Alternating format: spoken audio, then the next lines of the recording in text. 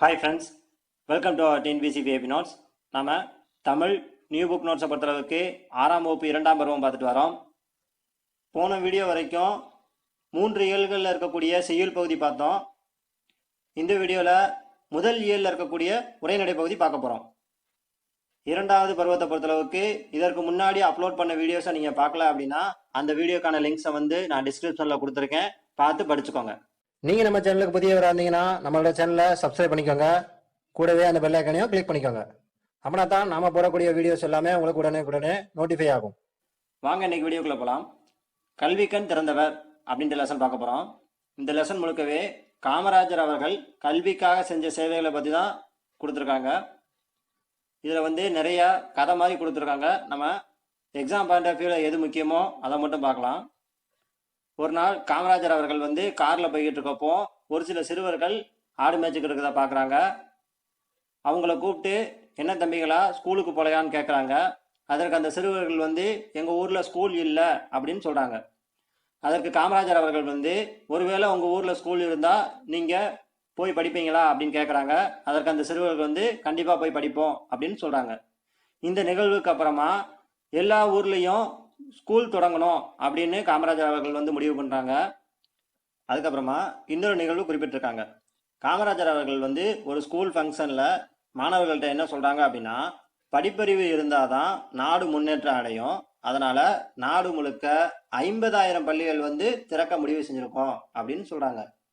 இதில் ரொம்ப முக்கியமான விஷயம் என்னென்னா, குழந்தைகள் அதிக தூரம் நடந்து வந்தாங்க அப்படின்னா அவங்க களைப்படைஞ்சிருவாங்க, அதனால் அவங்க சரியாக படிக்க முடியாது. அதனால் 1 மைல் தூரத்தில் ஆரம்ப பள்ளி, 3 மைல் தூரத்தில் நடுநிலை பள்ளி, 5 மைல் தூரத்தில் உயர்நிலை பள்ளி இருக்கணும் அப்படின்னு ஒரு திட்டம் கொண்டு வராங்க. அதுக்கப்புறமா ஒரு ஸ்கூல் ஃபங்க்ஷனில் காமராஜர் அவர்களை தேசிய கொடியை ஏற்றுறதுக்காக கூப்பிடுறாங்க. காமராஜர் அவர்கள் தேசிய கொடியை ஏற்ற போகிறப்போ ஒரு மாணவன் காலையில் சாப்பிடாததுனால பசியில் மயக்கம் போட்டு விழுந்துடுறாங்க. மாணவன் பசியில் மயக்கம் போட்டு விழுந்ததை பார்த்ததுக்கு அப்புறமா பள்ளிக்கு வரக்கூடிய மாணவர்களுக்கு ஒருவேளை உணவாவது வழங்கணும் அப்படின்னு காமராஜர் அவர்கள் முடிவு செய்கிறாங்க. அதுக்கப்புறமா இன்னொரு நிகழ்வு கொடுத்துருக்காங்க. பரமக்குடியில் இருக்கக்கூடிய தரைப்பாலத்தை பார்க்குறப்போ காமராஜர் அவர்கள் உடன் இருக்கக்கூடிய கல்வி அதிகாரிகிட்ட கேட்குறாங்க, இந்த காட்டாற்றில் அதிக அளவு தண்ணி போகிறப்போ இந்த பக்கத்தில் இருக்கக்கூடிய மாணவர்கள் எப்படி பள்ளிக்கு வராங்க அப்படின்னு கேட்குறாங்க. அதற்கு அந்த அதிகாரி மழை காலத்தில் மாணவர்கள் பள்ளிக்கு வரமாட்டாங்கய்யா அப்படின்னு சொல்கிறாங்க. அப்போ இந்த பக்கம் ஒரு ஸ்கூல் கட்ட வேண்டியதானே அப்படின்னு காமராஜர் அவர்கள் கேட்டதுக்கு அந்த கல்வி அதிகாரி என்ன சொல்றாங்க அப்படின்னா, கல்வித்துறை விதிப்படி 3 மைல் தூரத்துல பள்ளிக்கூடம் இருந்தா பக்கத்துல வேறு பள்ளிக்கூடத்துக்கு அனுமதி கிடையாது அப்படின்ற விஷயத்த ஞாபகப்படுத்துறாங்க. அதற்கு காமராஜர் அவர்கள் நீங்க இந்த காட்டாற்று வெள்ளத்தை காரணமா காட்டி இந்த பக்கம் ஒரு ஸ்கூல் கட்டுங்க, நான் ஏற்பாடு செய்யறேன் அப்படின்னு சொல்றாங்க.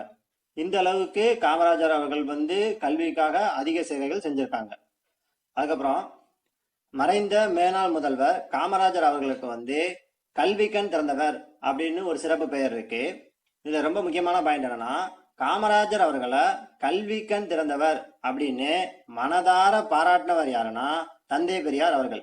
இந்த பாயிண்ட் ரொம்ப ரொம்ப ரொம்ப முக்கியமானது, நோட் பண்ணி வச்சுக்கோங்க.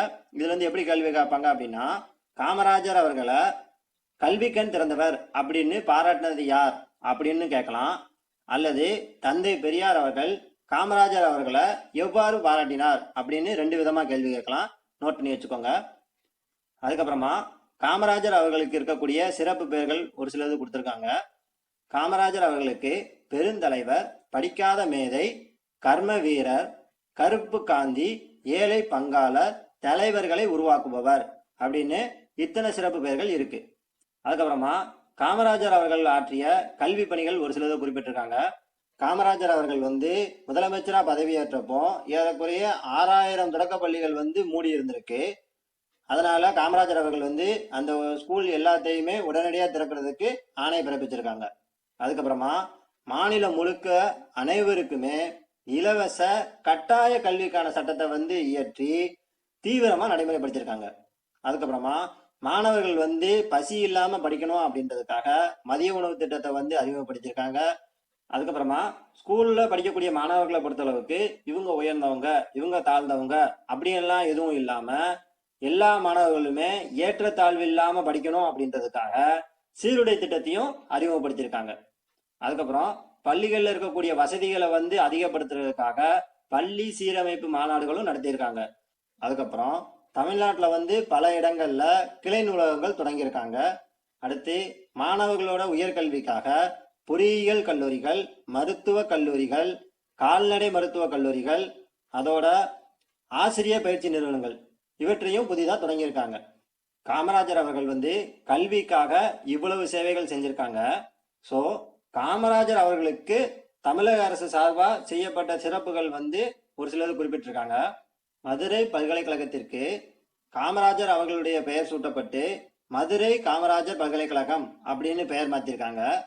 அதுக்கப்புறமா நடுவண் அரசு வந்து 1976ஆம் ஆண்டு பாரத ரத்னா விருது வழங்கியிருக்காங்க. அதுக்கப்புறமா காமராஜர் அவர்கள் வாழ்ந்த சென்னையில் இருக்கக்கூடிய வீடும் விருதுநகரில் இருக்கக்கூடிய வீடும் அரசுடைமை ஆக்கப்பட்டு நினைவு இல்லங்களா மாற்றப்பட்டிருக்கு. அதுக்கப்புறம் சென்னை மெரினா கடற்கரையில் வந்து காமராஜர் அவர்களுக்கு தமிழக அரசு சார்பாக சிலை நிறுவப்பட்டிருக்கு. அடுத்து சென்னையில் இருக்கக்கூடிய உள்நாட்டு விமான நிலையத்திற்கு காமராஜர் அவர்களுடைய பெயர் சூட்டப்பட்டிருக்கு. இது ரொம்ப முக்கியமாக நோட் பண்ண வேண்டிய விஷயம் என்னன்னா, சென்னையில் உள்நாட்டு விமான நிலையமும் இருக்கு, பன்னாட்டு விமான நிலையமும் இருக்கு. அதுல உள்நாட்டு விமான நிலையத்துக்கு தான் காமராஜர் அவர்களுடைய பெயர் சூட்டப்பட்டிருக்கு. இதை முக்கியமாக நோட் பண்ணிக்கோங்க. அடுத்து கன்னியாகுமரி மாவட்டத்தில் வந்து காமராஜர் அவர்களுக்கு மணிமண்டபம் வந்து எப்போ தொடங்கியிருக்காங்க அப்படின்னா 2/10/2000 ஆண்டுல தொடங்கியிருக்காங்க. தமிழக அரசு சார்பா காமராஜர் அவர்களுக்கு இவ்வளவு சிறப்புகள் செஞ்சிருக்காங்க. அதுக்கப்புறமா இந்த லெசன்ல இருக்கக்கூடிய ஒன்வேர்ட் பார்க்க போறோம். பள்ளிக்கூடம் செல்லாததற்கு ஆடு மேய்க்கக்கூடிய சிறுவர்கள் வந்து காமராஜர் அவர்கள்ட்ட என்ன காரணம் சொன்னாங்க அப்படின்னா, ஊரில் பள்ளிக்கூடம் இல்லை அப்படின்னு தான் சொன்னாங்க. அதுக்கப்புறம் பசியின்றி அப்படின்ற சொல்ல பிரித்து எழுதணும் அப்படின்னா பசி கூட்டல் இன்றி அப்படின்னு பிரியும். பிரித்தெழுதுக சேர்த்தெழுதுக பொறுத்தளவுக்கு நமக்கு விதிகளை வச்சு தான் கேள்வி கேட்குறாங்க. ஸோ இவற்றில் இருக்கக்கூடிய விதிகளையும் நம்ம கண்டிப்பாக தெரிஞ்சுக்கணும். இந்த சொல்ல பொறுத்தளவுக்கு இ ஐவெளி எவ்வும் அப்படின்ற உடம்படுமை விதிப்படி பசி கூட்டல் இன்றி அப்படின்ற சொற்களுக்கு நடுவில் யகரமை தோன்றி, அதுக்கப்புறமா உடல் மேல் உயிர் வந்து ஒன்றுவது இயல்பு அப்படின்ற விதியின்படி யகரமையும் இந்த இகரமும் சேர்ந்து இ அப்படின்னு மாறி பசி கூட்டல் இன்றி அப்படின்றது பசி இன்றி அப்படின்னு மாறி இருக்கு. அதுக்கப்புறமா படிப்பறிவு அப்படின்ற சொல்ல பிரித்து எழுதணும் அப்படின்னா படிப்பு கூட்டல் அறிவு அப்படின்னு மாறும். இந்த சொல்ல பொறுத்தளவுக்கு 2 விதிகள் வந்திருக்கு. உயிர்வரின் உக்குரல் மெய்விட்டு ஓடும் அப்படின்ற விதியின்படியும், அடுத்ததா உடல் மேல் உயிர் வந்து ஒன்றுவது இயல்பு அப்படின்ற விதியின்படியும், படிப்பு கூட்டல் அறிவு அப்படின்ற சொல் வந்து படிப்பறிவு அப்படின்னு சேர்ந்திருக்கு. நாம சொல்லக்கூடிய இந்த இலக்கண விதிகள் வந்து உங்களுக்கு கண்டிப்பா புரியும். ஒருவேளை புரியலைன்னா ஜஸ்ட் நோட் பண்ணி வச்சுக்கோங்க. இவற்றுக்கான விளக்கத்தை வந்து நம்ம இலக்கண பகுதி வர்றப்போ கண்டிப்பா பார்க்கலாம். அதுக்கப்புறம் காடு கூட்டல் ஆறு அப்படின்ற சொல்ல சேர்த்து எழுதணும் அப்படின்னா காட்டாறு அப்படின்னு வரும். இந்த சொல்ல பொறுத்தளவுக்கு நிறைய விதிகள் வர்றதுனால இதை நம்ம டைரக்டா இலக்கண பகுதியில பார்க்கலாம். அதுக்கப்புறம் குழந்தைகள் வந்து பள்ளியில ஏற்றத்தாழ்வின்றி படிக்க என்ன திட்டம் அறிமுகப்படுத்தப்பட்டது அப்படின்னா சீருடை திட்டம் அறிமுகப்படுத்தப்பட்டிருக்கு. அதுக்கப்புறமா காமராஜர் அவர்களை கல்விக்கண் திறந்தவர் அப்படின்னு மனமாற பாராட்டினவங்க யாருன்னா தந்தை பெரியார் அவர்கள். இந்த லெசன் இதோட முடிஞ்சிருச்சு. அதுக்கப்புறம் நூலகம் நோக்கி அப்படின்ற லெசன் பார்க்க போறோம். கற்றது கையளவு கல்லாதது உலகளவு அப்படின்னு பெரியவங்க சொல்லுவாங்க. உலகத்தில் இருக்கக்கூடிய அறிவை நம்ம பெறணும் அப்படின்னா பாடல் நூல்கள் மட்டும் போதாது. அதாவது பல துறைகள் சார்ந்த நூல்களை நம்ம தேடி படிக்கணும். அதற்கு நமக்கு ஹெல்ப்பாக இருக்கக்கூடியது எதுனா நூலகங்கள் தான். நூலகங்களை பொறுத்தளவுக்கு மாவட்ட நூலகம், கிளை நூலகம், ஊர்ப்புற நூலகம், பகுதி நேர நூலகம், தனியார் நூலகம் அப்படின்னு நிறைய வகைகள் இருக்கு. அடுத்த ஒரு முக்கியமான பாயிண்ட், ஆசியாவிலேயே 2வது பெரிய நூலகம் எங்க இருக்கு அப்படின்னா நம்மளுடைய தமிழ்நாட்டில் தான் இருக்கு. இந்த லெசனை பொறுத்தளவுக்கு 6ஆம் வகுப்பு மாணவர்கள் வந்து இந்த நூலகத்துக்கு சுற்றுலா வர்ற மாதிரி இந்த பாடப்பகுதியில் கொடுத்துருக்காங்க. நம்ம டைரக்டா எக்ஸாம் பாயிண்ட் ஆஃப் வியூல என்ன பாயிண்ட்ஸ் இருக்கோ அதை மட்டும் பார்க்கலாம். அண்ணா நூற்றாண்டு நூலகம் இதுதான் ஆசியா கண்டத்திலேயே 2வது பெரிய நூலகம். இந்த நூலகத்தை பொறுத்தளவுக்கு தரைத்தளமும் அதோட 8 அடுக்குகளும் இருக்கு. இந்த நூலகத்தினுடைய மொத்த பரப்பளவு எவ்வளவுனா 8 ஏக்கர். அதுக்கப்புறம் ஆசியா கண்டத்திலேயே 2வது பெரிய நூலகம் வந்து அண்ணா நூற்றாண்டு நூலகம். இது வந்து தமிழ்நாட்டில் இருக்கு அப்படின்றத பார்த்துட்டோம் இல்லையா? ஸோ ஆசியா கண்டத்திலேயே மிகப்பெரிய நூலகம் எங்க இருக்கு அப்படின்னா அது சீனால தான் இருக்கு. நாம நூலகங்களை பத்தி படிக்கிறப்போ ரா அரங்கநாதன் அவர்களை பத்தி கண்டிப்பா தெரிஞ்சுக்கிடணும். இந்த போட்டோல இருக்கக்கூடிய நபர் தான் ரா அரங்கநாதன் அவர்கள். இவங்க தான் நூலகத்திற்கான விதிகளையே உருவாக்கியிருக்காங்க. அதே சமயத்துல இவங்க தான் இந்திய நூலக அறிவியலின் தந்தை அப்படின்னு அழைக்கப்படுறாங்க. இப்போ அண்ணா நூற்றாண்டு நூலகத்தை பொறுத்தளவுக்கு தரைத்தளத்துல யாருக்காக ஒதுக்கப்பட்டிருக்கு அப்படின்னு பாத்தீங்கன்னா, பார்வை குறைபாடு இருக்கிறவர்கள் தொட்டு பார்த்து படிக்கிறதுக்கான பிரெய்லி நூல்கள் வந்து வைக்கப்பட்டிருக்கு. அதோட நூல்கள் சம்பந்தமான ஆடியோ டைப்ல இருக்கக்கூடிய சிடிஸும் இங்க வச்சிருக்காங்க. அதோட பிரெய்லி எழுத்து வடிவில் நூல்களை உருவாக்கக்கூடிய கருவியும் இங்க இருக்கு. அதுக்கப்புறம் இந்த நூலகத்தில் இருக்கக்கூடிய முதல் தளம் பார்த்தீங்க அப்படின்னா குழந்தைகளுக்காகவே சிறப்பாக உருவாக்கப்பட்ட பகுதி. இந்த பகுதியில் பார்த்தீங்கன்னா செயற்கையாகவே ஒரு மரத்தை வந்து அமைச்சிருக்காங்க. இதில் பார்த்தீங்க அப்படின்னா 20,000க்கும் மேற்பட்ட பல்லூடகம் சார்ந்த சீடிகள் வந்து குழந்தைகளுக்காகவே சேகரித்து வச்சிருக்காங்க. அதோட பிற நாடுகள்ல இருந்து திரட்டப்பட்ட 50,000க்கும் மேற்பட்ட நூல்களும் இந்த முதல் தளத்துல வச்சிருக்காங்க. அதுக்கப்புறமா இந்த நூலகத்துல இருக்கக்கூடிய 7ஆம் தளத்துல வந்து என்னென்னலாம் இருக்கும் அப்படின்னு பாத்தீங்கன்னா, இங்கதான் பழமையான ஓலைச்சுவடைகளை வந்து சேகரிச்சு பாதுகாத்து வச்சிருக்காங்க. அதோட இதே தளத்துலதான் வரலாறு, புவியியல், சுற்றுலா சார்ந்த நூல்களும் இருக்கு. அதுக்கப்புறமா அனைத்து வகை போட்டித் தேர்வுகளுக்கும் தேவையான நூல்கள் வந்து இங்க இருக்கு. அடுத்து மின் நூலகம் இங்க இருக்கு. அதோட அனைத்து துறை சார்ந்த தரமான மின் நூல்களும் மின் இதழ்களும் இங்க இருக்கு. அதுக்கப்புறமா ரொம்ப ரொம்ப முக்கியமான பாயிண்ட் பார்க்க போறோம். அண்ணா நூற்றாண்டு நூலகத்தில் இருக்கக்கூடிய 8 தளங்கள்லையும் என்னென்ன நூல்கள் வைக்கப்பட்டிருக்கு அப்படின்றத தான் பார்க்க போறோம். இந்த டேட்டா வந்து ரொம்ப ரொம்ப முக்கியமானது, நோட் பண்ணி வச்சுக்கோங்க.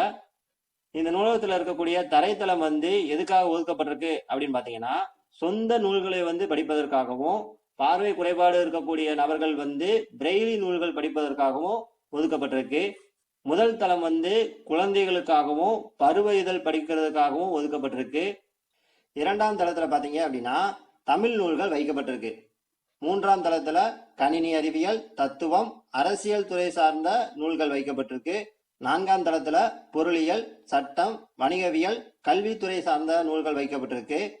5ஆம் தளத்துல கணிதம், அறிவியல், மருத்துவத்துறை சார்ந்த நூல்கள் வைக்கப்பட்டிருக்கு.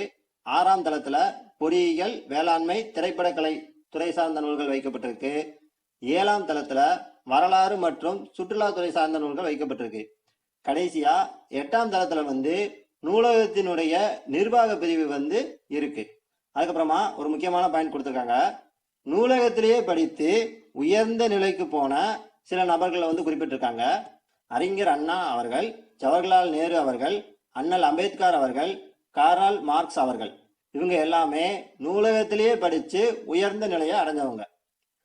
அதுக்கப்புறமா இந்த நூலகத்திலிருந்து நூல்களை வீட்டுக்கு எடுத்துட்டு போக முடியுமா அப்படின்னு பாத்தீங்கன்னா, வீட்டுக்கெல்லாம் எடுத்துட்டு போக விட மாட்டாங்க, அங்கேயே வச்சுதான் படிக்கணும்.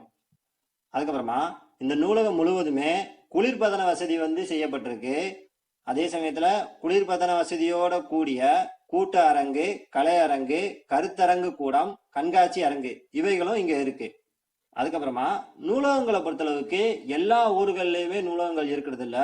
ஸோ தமிழ்நாடு அரசு வந்து இதற்காக என்ன திட்டத்தை வந்து தொடங்கியிருக்காங்க அப்படின்னா, நடமாடும் நூலகம் அப்படின்ற திட்டத்தை வந்து தொடங்கியிருக்காங்க. அதுக்கப்புறமா ஒரு முக்கியமான பாயிண்ட், சிறந்த நூலகர்களுக்கு என்ன விருது வழங்கப்படுகிறது அப்படின்னு பாத்தீங்கன்னா, டாக்டர் SR அரங்கநாதன் விருது வந்து வழங்கப்படுகிறது. இந்த பாயிண்ட் வந்து ரொம்ப ரொம்ப முக்கியமான பாயிண்ட், நோட் பண்ணி வச்சுக்கோங்க. ஓகே ஃப்ரெண்ட்ஸ், இதோட இந்த இயல் முடிஞ்சிடுச்சு. அடுத்த வீடியோல அடுத்த இயல் பார்க்கலாம். நாம போடக்கூடிய இந்த வீடியோஸ் உங்களுக்கு பிடிச்சிருந்தா லைக் பண்ணுங்க, கமெண்ட் பண்ணுங்க, முக்கியமா உங்களோட ஃப்ரெண்ட்ஸுக்கு ஷேர் பண்ணுங்க. ஓகே ஃப்ரெண்ட்ஸ், தேங்க்ஸ் ஃபார் வாட்சிங்.